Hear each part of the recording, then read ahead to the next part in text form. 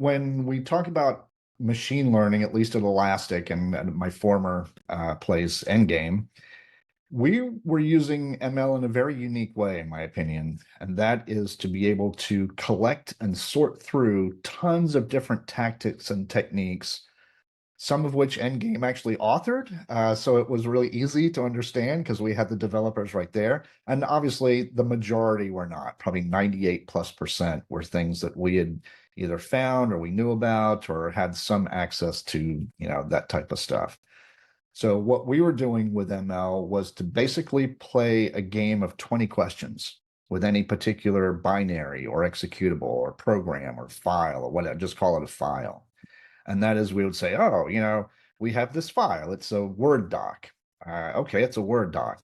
And it's named this, maybe it's just named Paul.doc. Okay, great. When was it created? Well, it was created with a timestamp that is in the future. So that's a little weird to me. Once you start digging down into it, you say, oh, there's an embedded macro in this Word document. So these ML algorithm, oh, and by the way, it's running out of the recycle bin. Right. So those four factors would be fed into our machine learning algorithm, and we would score it. And we would say, okay, most likely that is bad. Um, that's how we were using it, and we've been using it for a long time. The new generation of machine learning is more sophisticated than that. So not only can we play 20 questions with any particular file, but now when we find those artifacts or those factors, you can do another machine learning algorithm on just those. Because compute power has increased, our knowledge base as a community, as a cyber community, has increased.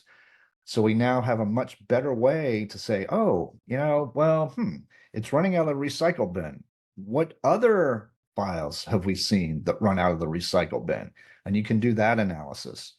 And then what that allows a company to do, like Elastic, is to say, oh, we need to incorporate this technique, this detection, I should say, into our product so we can find things like that and then dive in even further and maybe do attribution.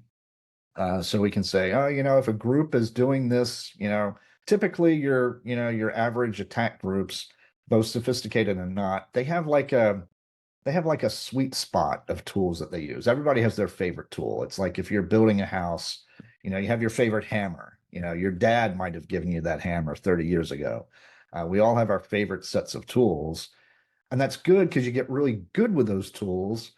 But sometimes without machine learning, without the advancements that we're seeing, your tools get stuck 5 years ago.